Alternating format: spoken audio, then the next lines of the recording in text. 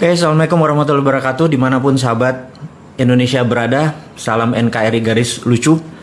Selalu semangat, selalu sukses buat Anda. Dan tidak lupa di momen halal bihalal melalui udara ini, saya menyatakan selamat Idul Fitri. Mohon maaf lahir batin jika kesontoloyoan saya membuat orang tersinggung, membuat buzzer turun gunung, mendadak menyerang semua gitu ya. Kepada buzzer dan kepada haters saya juga ucapkan mohon maaf lahir batin, karena tanpa Anda saya tidak berada di posisi seperti ini. Jadi kalau fans saya nggak yakin saya punya banyak penggemar. Yang ada adalah orang-orang yang mungkin mengikuti saran-saran saya saja, bukan sebagai fans. Sahabat semua, kita akan mulai dengan pengumuman dulu sebelum topik acara kita hari ini.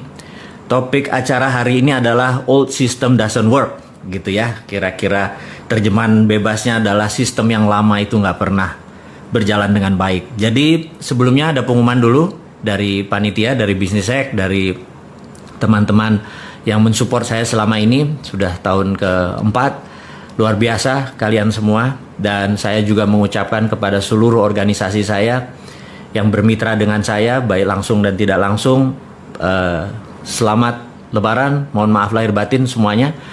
Pengumuman nomor 1 adalah buku Mardigu mulai didistribusikan adalah awal Juni. Jadi bagi mereka yang sudah memesan, mohon maaf kemarin terhambat karena masalah Lebaran dan sekarang sudah bisa didistribusikan. Juga video narasi Road to Billionaire yang ada subliminal programnya, ini juga sudah bisa didistribusikan mulai awal Juni ini. Dan buku baru yang mengkritik kaum milenial yang nggak punya akhlak, yang nggak punya attitude, yang nggak punya integritas. Bukannya salah, mereka perlu diajari. Buku baru tersebut adalah Bisnis Nggak Seanjing Itu Kawan. Ini juga sudah siap diterbitkan. Dan saya sebelum Lebaran ada pekerjaan saya diminta oleh beberapa teman, yaitu menulis buku Grand Theft Ferrari. Jadi sahabat semua tahu kalau mengikuti di Facebook, Grand Theft Ferrari baru 10 bab saya selesaikan. Dan untuk menyelesaikan buku tersebut kira-kira memakan 25 bab kira-kira. Dan sahabat semua tahu bahwa saya bukan penulis profesional, saya hanya penulis amatir. Kalau saya lagi stres, saya ngambil ketikan, saya mengetik dan mencurahkan ekspresi saya ke buku tersebut. Kalau saya ke diary saya dulu sebagai orang kampung ya, teman-teman yang angkatan saya nih, angkatan kolonial ini, kami TV aja masih ada satu TVRI aja gitu ya, dan masih hitam putih. Bisa dibayangkan kalau kita tinggal di kampung dulu, saya di Palembang, di Sumatera Selatan, di Pendopo, Lirik, Prabu Mulih dan lain sebagainya, kemudian pindah ke Balikpapan, beberapa lama di sana, SMP saya di sana. Jadi bisa dibayangkan tempat sepi, hutan, ikut orang tua sebagai ya ekonomi garis bawah lah gitu ya. Maka hiburan yang paling enak adalah saya waktu itu adalah membaca buku dan menulis diary. Jadi itu hiburan saya yang paling banyak. Jadi menulis itu adalah bawaan saya dari kecil, menulis diary. Kemudian di tahun 2009 sahabat saya memperkenalkan saya dengan Facebook. Kemudian disitulah saya menumpahkan diary saya. Tetapi karena ini sifatnya publik, saya tidak menggunakan nama asli atau lokasi asli, tapi peristiwanya asli. Saya twist sedikit aja supaya niat saya cuman suatu hari cucu cicit saya melihat catatan di Facebook, di sosial media, bisa mengetahui bahwa oh kakek gue ini loser ya ternyata, oh kakek gue ini ternyata orangnya nggak pinter dan lain sebagainya. Dan apapun itu menjadi catatan sejarah. Jadi saya cuma mengingatkan teman-teman semua, hati-hati dengan sosial media Anda, karena cucu Anda akan melihat gitu ya. Kalau nanti mendadak Anda dilihat gitu, wah jemuran belum kering gitu ya, motor belum dicuci gitu ya. Cucu-cucu cicit kita bilang, ya elah kakek gue garing amat hidupnya gitu ya. Jangan sampai kayak gitu. Jadi tolong sosial media dibersihkan, di kata-katanya bagus, penuh pelajaran buat generasi mendatang dan tentunya generasi saat ini. Jadi menulis sekali lagi adalah bentuk ekspresi saya untuk stress relief atau apa ya, writing therapy tersebut. Jadi setiap hari saya menulis. Sudah seumur hidup saya.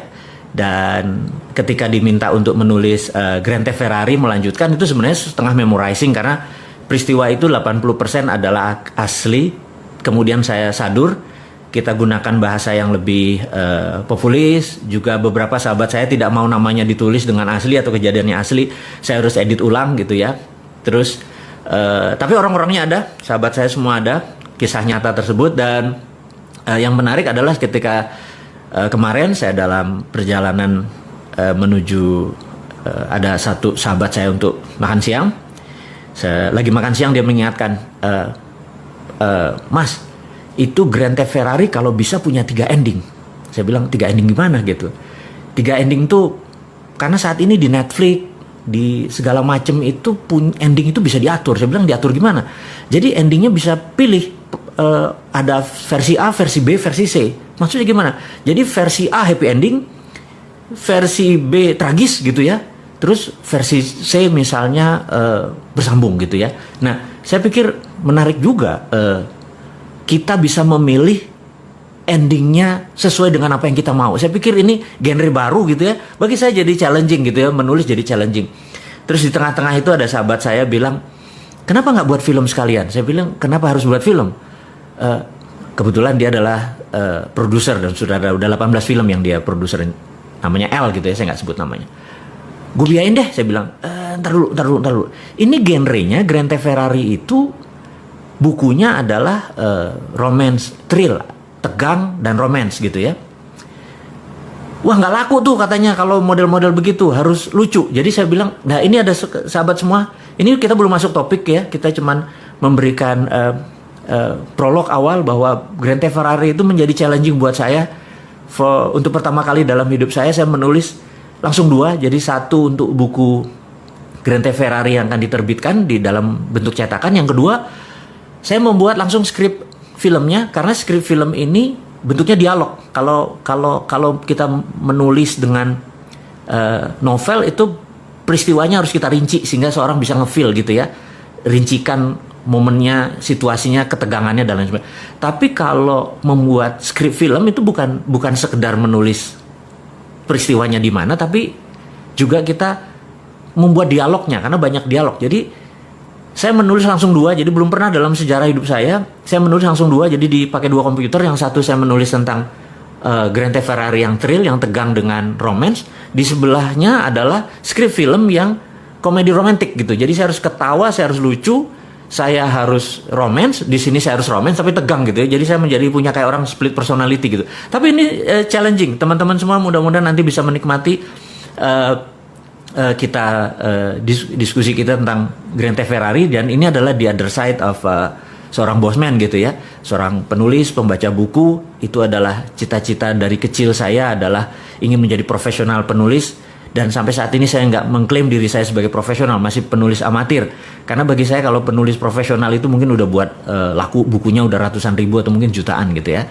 Oke sahabat semua, terakhir dari pengumuman hari ini sebelum kita masuk ke topik kita adalah ucapan bela sungkawa saya terhadap tindakan rasisme oleh polisi di Amerika dan gerakan-gerakan rakyat kulit berwarna yang menentang rezim Trump, yang Trump sangat superior, white supremacist. Dan ini terjadi puncaknya akhirnya setelah 3,5 tahun berkuasa, mereka repress, memendam, dan akhirnya meledak juga di seluruh tempat di Amerika. Dan ini adalah atas nama humanitarian, atas nama kemanusiaan. Saya pribadi mengucapkan bela sungkawa, jangan sampai itu terjadi di dunia ini lagi, karena manusia apapun rasnya, kita adalah satu rasa dan satu humanitarian. Dan humanitarian itu di atas nation. Jadi sekali lagi teman-teman, humanitarian adalah hak semua manusia dan itu di atas nation. Jadi masalah human right ini saya concern sekali atau peduli sekali, terutama masalah rasisme seperti ini. Dan kemudian di China juga beberapa human right masih bermasalah. Jadi 2 negara besar yang lagi bertarung itu punya masalah dengan human right. Dan kita harus mengingatkan mereka semua bahwa ke depan Indonesia tidak ada boleh bermasalah dengan human right, termasuk hak manusia bebas berbicara dan lain sebagainya gitu ya. Anda bisa lihat bahwa beberapa orang yang mengkritik saya, menghujat saya, hate saya juga, saya nggak ada masalah buat sama mereka. Saya tetap mencintai mereka. Mereka adalah putra bangsa yang terbaik, mereka juga ingin memberikan terbaik. Mungkin karena nggak kenal aja dengan saya juga nggak pernah bermasalah dengan dia, dengan masalah dengan keluarganya, bisnis kita juga nggak pernah bertabrakan. Tapi kadang-kadang ya, mungkin karena dibayar dan harganya cocok dan mereka perlu makan, jadi buzzer jadi menerima uang tersebut. Saya maafin aja semuanya karena mereka nggak tahu gitu ya. Tujuannya apakah Bosman ini, mereka takut sekali Bosman ini akan berpolitik gitu ya. Saya garansi, sahabat semua, saya nggak akan masuk ke dunia politik. Saya hanya seorang yang banyak baca buku, saya banyak berdiskusi. Sahabat saya yang memiliki kepakaran itu banyak dan kita menggunakan bahasa populis di sosial media, di YouTube, hanya untuk mendidik sahabat semua agar nanti tahun 2024 nanti Anda memilih yang terbaik. Kalau perlu Andalah orang-orang tersebut yang menjadi terbaik. Nggak ada niat saya untuk menjadi fronting atau orang di depan. Tetapi keilmuan saya akan berikan kepada Anda semua. Hati saya tulus. Anda bisa lihat bahwa saya nggak ada niatan apapun. Saya pebisnis as usual.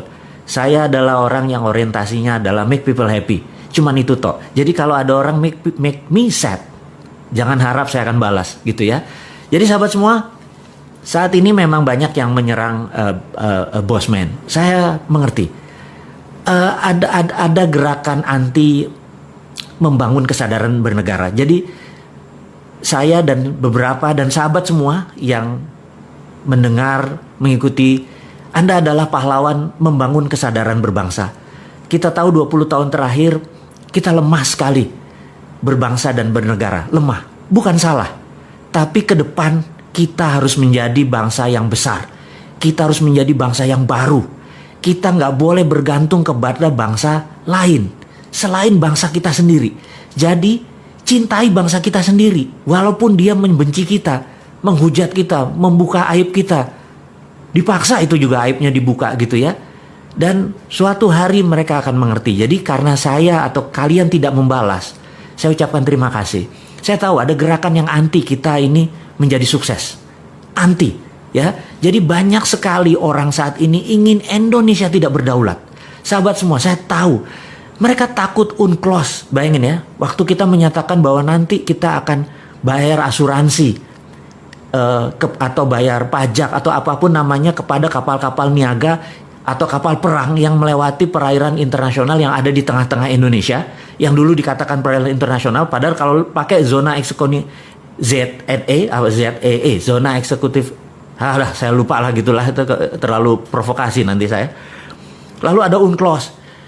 Saya bilang, Bapak Ibu, sahabat semua yang menyatakan ada UNCLOS yang lewat di Indonesia melalui peraturan internasional, maka saya katakan, sewaktu kita mengatakan printing money, kita itu melawan IMF. Kita dari pertama sudah mengatakan bahwa capek kerja sama IMF itu. Yuk kita berani berdaulat dengan printing money. Caranya saya ajari. Sabar ya, saya ajari. Pasti. Banyak kok tim-tim yang bisa mengajari tentang modern monetary theory. Dan ini semua tentang printing money. Jadi IMF aja kita lawan. Kenapa UNCLOS nggak kita lawan? Kita harus lawan bahwa kita mau berdaulat. Jadi bagi hasil Jo, gitu ya intinya ya. Kamu lewat kan kamu dapat untung, bagi hasil. Tainya kamu buang di Indonesia, minyaknya kamu buang di Indonesia, kotor itu laut Indonesia. Nelayan kami jadi kehilangan laut, potensi lautnya gara-gara lu lewatin semua dengan ribuan tonase kotoran yang dibuang. Bayar asuransinya. Mosok dibilang kita nggak tahu UNCLOS? Saya tahu UNCLOS, saya baca UNCLOS. 18 tahun di dunia bidang yang sama tersebut, tahu hal-hal seperti itu. Tapi demi bahasa populis, jadi kita tidak usah membuat kata-kata yang menjadi detail, menjadi terlalu sains. Anak-anak milenial, ya saya tahu Anda seumur saya lah yang orang-orang komplain itu. Anak-anak milenial nggak baca buku, lebih baik kita ajarkan yang ringan-ringan aja gitu ya. Kemudian kita tahu saat ini takut sekali modern monetary dijalankan oleh kita. Takut sekali bahwa kita akan menggunakan sovereign wealth fund. Ya, sekedar mengingat sahabat semua, adik-adikku mungkin ya, Anda semua di bawah saya, umurnya saya ini kolonial. Saya menyatakan bahwa saya titipkan bangsa ini kepada Anda. Saya ajarin apa itu SWF. SWF adalah sovereign wealth fund. Tahun 70-an, Pak Ibnu Sutowo pernah menggunakan SWF ini. Dia dulu namanya kalau nggak salah Kuda Laut. Kuda Laut ini adalah BUMNK, Badan Usaha Milik Negara Khusus. Jadi anggap sekarang ini SKK Migas, Satuan Kerja Khusus Migas itu sebenarnya BUMNK, BUMNK, Badan Usaha Milik Negara Khusus. Jadi kuda laut adalah BUMNK, di mana sebagian minyak di forward oleh Pak Ibnu Sutowo, dan uang yang diterima di depan itu untuk membangun Krakatau Steel dan beberapa industri penting, karena sekali lagi tanpa industri Indonesia tidak menjadi negara berdaulat. Jadi karena waktu itu kita nggak punya uang, kita menggunakan strategi SWF. Jadi secara jurisprudensi, secara bahasa hukum, SWF itu pernah dilakukan, dan SWF adalah pelaksanaan pengejawantahan pasal 33 dalam arti sebenarnya. Jadi kalau kita mengatakan ini adalah ekonomi Pancasila dengan mempraktekkan pasal 33, SWF itu match atau cocok. Jadi aset negara masih milik negara. Jadi contohnya gini, Freeport ya. Freeport itu ada di Grasberg misal wilayahnya, misalnya. Itu 100% diambil negara saja. Kemudian Freeport ya kayak hotel operatornya saja, dia mau operate. Asal throughput, asal keluar kita bayar gitu ya. Kemudian misalnya tambang minyak, tambang batu bara dan lain sebagainya, semua milik negara. Kalau sekarang kan dia pakai swasta, dan swasta jaminan tadi yang wilayah tadi dijaminkan ke bank atau dijaminkan ke lembaga keuangan, mereka uangnya dapat di mereka kan, kita dapat dari pajak. Jadi kalau ke depan, kalau benar-benar ingin menerapkan SWF, Sovereign Wealth Fund, sebagai strategi untuk membangun ekonomi, itu bisa membuat Indonesia berdaulat. Tapi sahabat semua, ada kelompok orang yang tidak ingin SWF itu dipakai. Indonesia bisa menjadi negara berdaulat gitu ya. Kemudian lagi, kita mempromosikan TINA. TINA adalah there is no alternative. Anda bayangin, there is no alternative itu adalah sebuah gerakan ekonomi.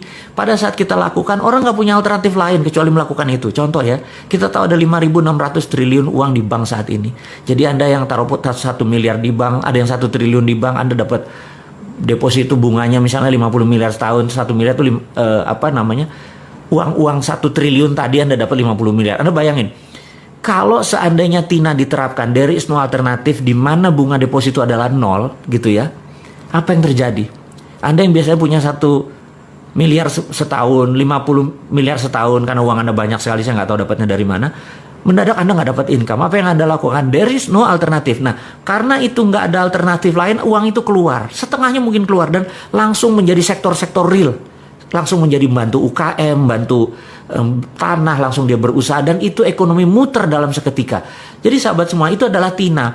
Dan ada satu hal lagi yang membuat saya sejak tahun 99 begitu IMF berdaulat, sekali lagi ya, saya ini bukan melawan IMF, saya hanya men-challenge IMF supaya kita bisa menjadi negara berdaulat. Salah satunya adalah sistem perbankan ini saat ini adalah aset based loan. Aduh, maaf ya saya sahabat semua kalau saya ngomong kecepatan saking semangatnya gitu ya. Kalau ketemu Anda semua tuh saya tuh rasanya alive gitu, karena hidup saya adalah untuk Anda semua gitu ya. Nah, ada namanya aset based loan. Aset based loan ini begini. Kalau Anda pinjam bank atau pinjam apapun, entah bank syariah, entah bank apapun, maka bank akan bertanya, ada jaminan nggak gitu ya. Itu namanya aset based loan. Tapi dulu sebelum tahun 99, kita boleh namanya project based loan. Misalnya Anda adalah tukang las, saya lagi buat pekerjaan di rumah saya untuk ngelas pagar, nilainya 100 juta, itu contoh aja gitu ya. Kemudian dengan kontrak saya ini Anda datang ke lembaga keuangan. Lembaga keuangan nggak minta aset, tetapi melihat, oh si bosman ini ada duit nggak? Oh ada tuh, dia sedikit tuh, kalau 100 juta aja berarti ini bagus gitu ya. Apa yang dilakukan? Dia membiayai berdasarkan kontrak. Jadi namanya project based loan. Nggak minta aset dia.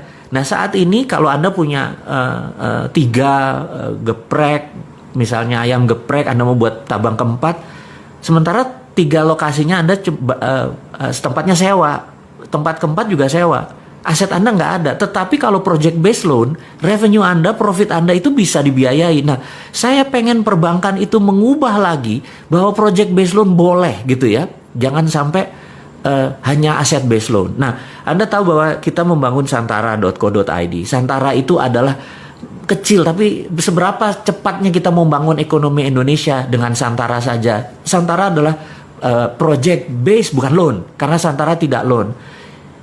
Project based bagi hasil. Jadi saya pikir ada yang seleranya bagi hasil. Nah, Ada yang seleranya mungkin loan, itu selera Anda semua. Loan syariah, Anda aturlah itu semua.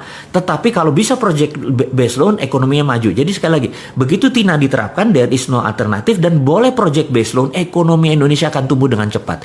Dan terakhir yang saya promosikan adalah, saya tahu orang nggak pengen lagi, sekali lagi, banyak orang nggak pengen ada kekuatan Indonesia yang ketika yang keempat yang kita usulkan ini, yang Bosman usulkan, yang sahabat semua mungkin akan belajar adalah tentang tiara. Tiara adalah there is other reasonable alternative. Jadi kalau TINA nggak dikerjakan, tiara aja. Tiara adalah dedolarisasi. Kita nggak perlu dolar, dedolarisasi. Jadi seperti dinaran sahabat semua, dinaran.id, ini adalah dedolarisasi. Rupiah Anda punya kolateral emas.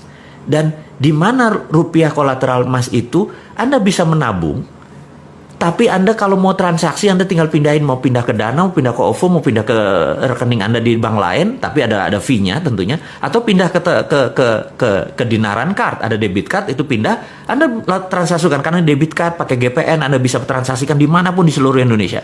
Dan ini adalah solusi-solusi kecil daripada Bosman ini sebagai provokator doang, ngomong doang, nggak ada konsep. Saya nggak mau dibilang kayak gitu. Saya pengen generasi muda itu mencontoh walk the talk. Jadi saya lupakan maksud saya akan membangun supaya teman-teman melihat dengan mata kepala, yuk kita bangun, kita ada Santara, kita ada Dinaran. Dinaran adalah bentuk tiara, dedolarisasi. Jadi sekali lagi teman-teman, Dinaran adalah personal SWF. Jadi kalau ini hanya sebagai contoh, suatu hari begitu mereka ngerti, mungkin banyak pejabat negara menyatakan, apa sih sovereign wealth fund itu, dia belajar nggak terlalu sempat karena pekerjaannya terlalu sibuk gitu ya. Jadi oke, Dinaran itu personal sovereign wealth fund. Jadi begitu Anda taruh, Anda punya underlying, uang Anda punya underlying gitu ya. Nah, suatu hari begitu mereka mengerti, oh itu yang maksudnya personal personal sovereign wealth fund, sehingga negara juga bisa dong punya sovereign wealth fund untuk printing money, apapun itu akhirnya melek juga gitu ya. Sekali lagi sahabat semua, ini adalah contoh-contoh yang akan kita kerjakan ke depan.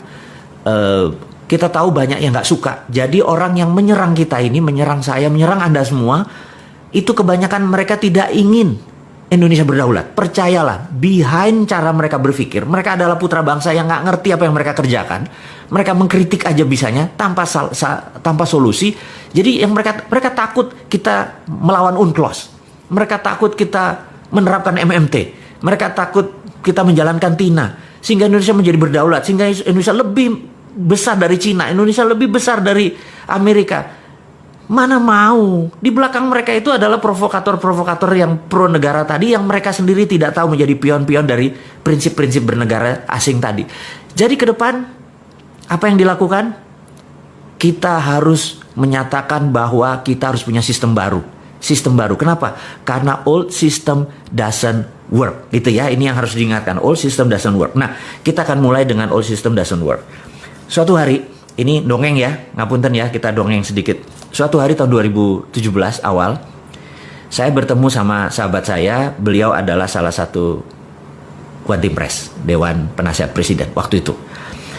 Kita diskusi santai. Jadi saya tanya, Bu, gitu ya, saya sebut aja nama ya, Bu, waktu 2016 tuh kalau nggak salah AP ya, Anggaran Pendapatan Belanja Negara, APBN gitu ya, Anggaran Pendapatan Belanja Negara. APBN itu pendapatannya turun, belanja negaranya naik. Jadi ada gap sekitar 300 triliun, bener nggak? Oh iya bener Mas. Terus bagaimana cara nutupnya? Ya kami pinjaman gitu. Oke. Terus 2017 ini, waktu itu 2017 kayaknya naik Bu, pendapatannya makin turun dan belanja negaranya naik gitu. Terus apa solusinya gitu? Wah ini Mas, nggak tahu nih Mas. Saya bilang, waduh, ada saran. Nah ini dia, Sontoloyo diminta saran coba ya. Saya pikir, ya ngapunten Bu, ini cuman saran ya Bu. Saya bilang gitu. Saya ini kan punya tanah Bu, gitu ya. Nggak besar, sekian hektar gitu di Pasuruan. Tapi kebetulan tanah ini di sekitarnya ada gas dari HCML, dari Husky Sinok Bu. Terus gimana? Saya tuh kepikiran Bu, gimana kalau kita buat smelter, karena udah ada tanah, ada gas. Gimana kalau kita buat smelter? Smelter apa Mas? Smelter Freeport Bu, copper smelter. Loh, kan sekarang Freeport kirim ke Okinawa kirim ke Sumitomo. Iya Bu. Jadi gini Bu, saya bilang tolong terbitin yang namanya DMO. DMO adalah singkatan dari Domestic Market Obligation. Oke, demo ya. Jadi kalau kamu dapat demo gini, saya bilang kalau saya dapat DMO, maka Domestic Market Obligation itu terjemahannya adalah gini. Freeport tidak boleh mengekspor koper konsentratnya sampai kebutuhan domestik terpenuhi, gitu ya. Itu peraturan WTO. Jadi Domestic Market Obligation. Jadi begitu kita membangun koper smelter tadi, kemudian pegang DMO, maka Freeport harus mengisi dulu ini, baru dia ekspor. Nah, saya ini kan termasuk orang yang nggak setuju diekspornya bahan mentah koper doang. Padahal di dalam koper konsentrat tadi itu kan ada gold, ada platinum, ada uranium dan lain sebagainya, gitu ya. Ini. Nah, kemudian apa yang dilakukan oleh DMO ini? Jadi dengan adanya DMO Bu, saya bilang gitu ya, dengan adanya Domestic Market Obligation, saya bisa nyari pinjaman. Modalnya berapa? 2 billion dolar. Mas punya 2 billion? Punya Bu. Wah, ini kan agak gila. Punya 2 billion gimana caranya gitu? Gini Bu, dengan DMO, saya minta 1 juta koper konsentratnya Freeport tidak dikirim tapi masuk ke pabrik kita akan bangun dengan sekitar 30 triliun. Investasinya sekitar 2,2 billion US dollar waktu itu. Duitmu dari mana? Gini Bu, nanti kan kita akan menghasilkan 100 ton emas per tahun. Dikalikan 20 tahun kan 2 ton. Nah, Bank Indonesia ambil yang 2 ton tadi sebagai jaminannya. Lalu Bank Indonesia terbitin bond Bu. Bond. Jadi Bank Indonesia nggak usah keluarin duit. Terbitin aja bond. Selama 20 tahun ke depan nilainya 6 billion dolar. Nah, dengan bond 6 billion dolar itu Bu, saya ke pasar internasional saya bisa cari duit untuk membangun 2,2 billion. Jadi saya moderat, modal dengkul urat Bu, gitu. Oh, ibunya ngakak gitu ya. Oke, saya paham. Nah, dengan demikian kita 2 ton emas tadi kita bisa printing money Bu. Ibu bisa nyetak seperti sekarang dah 5 kali lebih banyak dari printing money dan kita nggak berhutang gitu ceritanya. Oh, aku paham katanya, aku paham gitu ya. Jadi itu adalah prinsip saya berkontribusi. Tapi terus ada proposal. Ada Bu, saya udah siapin 1 lembar. Oke, nanti saya diskusikan hal ini gitu ya. Nah, sahabat, singkat semua, saya pamit dan nggak lama kemudian 1 2 bulan lewat, saya tanya, Bu, gimana usulannya? Nggak bisa karena keluar PP nomor 1 tahun 2017 tentang IUPK ya udah saya paham. Saya bilang lanjut deh, saya bilang itu nggak apa-apa karena itu pilihan bernegara. Jadi sekali lagi sistemnya berbeda. Jadi saya cuman mengingatkan bahwa kita pernah mengusulkan bahwa menggunakan kekuatan Freeport. Jadi jangan diambil Freeportnya, tapi diambil kemanfaatan produknya yaitu gold. Dengan gold inilah kita printing money. Itu prinsip saya. Tapi sekarang lebih memilih mengambil Freeportnya, pakai pinjaman hutang, dan kemarin utangnya saya nggak tahu gimana bayarnya karena Freeport juga produksinya nggak terlalu bagus. Utang investasi kita nggak balik-balik. Saya nggak ngerti. Sekali lagi, kalau saya punya muscle knowledge berbeda, ilmu pengetahuan saya berbeda, cara strategi berbisnis saya berbeda, lebih baik saya membangun membangun koper smelter di Indonesia di mana hasilnya sekitar 500.000 limbah dari itu diambil petrokimia Gresik dan itu bisa menerbitkan urea. Jadi produk ini sebenarnya sangat integrated, tapi sekali lagi saya udah lewat. Saya cuma menceritakan bahwa sahabat semua, ini hanya membuktikan bahwa old system doesn't work, alias sistem lama itu nggak bekerja. Kita mau challenge. Apakah jarak orang kaya sama orang miskin sekarang mendekat dengan old system? Enggak kan? Apakah saat ini orang semuanya sehat dengan sistem yang ada? Enggak kan? Apakah sekarang ini orang lebih baik kehidupannya dengan old system? Enggak. Jadi kalau old system doesn't work, kenapa kita masih mempertahankan? Itu challenge-nya. Nah, apa yang harus kita lakukan? Jadi menurut saya ini adalah tema garis besar kita bertemu adalah cara cerdas bernegara. Cara cerdas bernegara adalah ubah sistemnya. Tapi kita harus konstitusional ya, bukan ngelawan terus menggunakan perusahaan. Enggak. Itu bukan anak milenial. Anak milenial itu santuy, seru gitu ya. Dan kita juga caranya dengan mempromosikan prinsip-prinsip kita bahwa kita akan menjalankan TINA, kita akan menjalankan printing money, Kita akan menggunakan potensi geopolitik dan geostrategi negara kita. Dan ini adalah kekuatan anak bangsa. Sekali lagi, bukan bergantung pada asing. Saya adalah orang yang tidak setuju dengan printing money. Pinjam uang. Capek minjem uang itu. Anda tahu ya. Bayangin, misalnya saya punya usaha gitu ya. Modalnya itu kan pasti pinjam. Dan ternyata kerjanya adalah untuk bank. Capek kerja kayak gitu. Jadi seharusnya kan bagi hasil gitu ya. Baik sahabat semua.